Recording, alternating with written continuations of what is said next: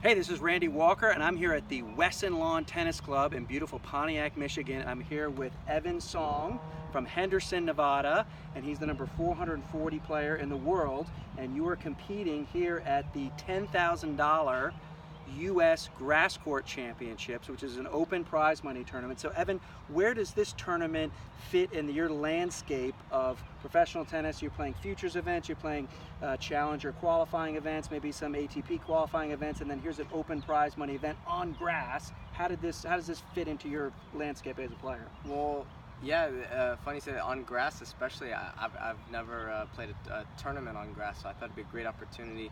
The grass court season's so short.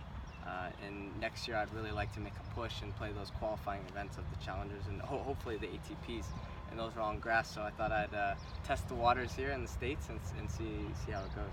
So when you're making your schedule and you're you're getting into futures events obviously, and like potentially getting into some qualies or some challengers and some other events and open prize money events, where does the decision-making process go in as far as where you play? Where you decide to play? Yeah, I mean, to be honest, it's a little bit about the budgeting, because at my level, we're not making money like you see on TV with the top guys. So, if you're unfortunately if you're not doing well in the qualifying events of the challengers, or even if you're in the main, you're not making loads of money. So it's nice to mix in these prize money events and help stay afloat.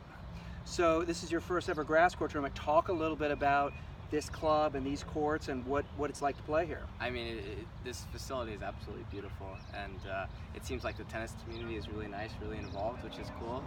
Some people coming out to watch and support, and the grass, I've played on a few events. I've played in a junior event in Philly, and I've played in Newport and a few other times, and this is good level. This is very, very high level grass courts.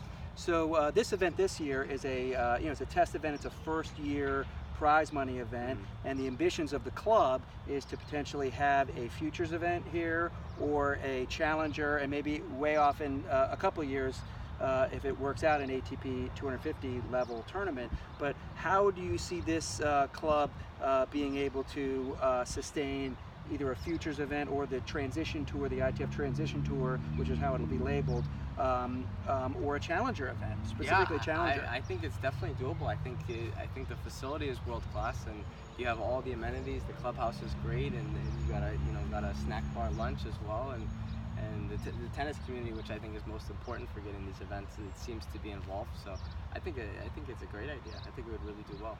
How would you see American players that are playing in Europe, during the kind of the French Open clay court swing?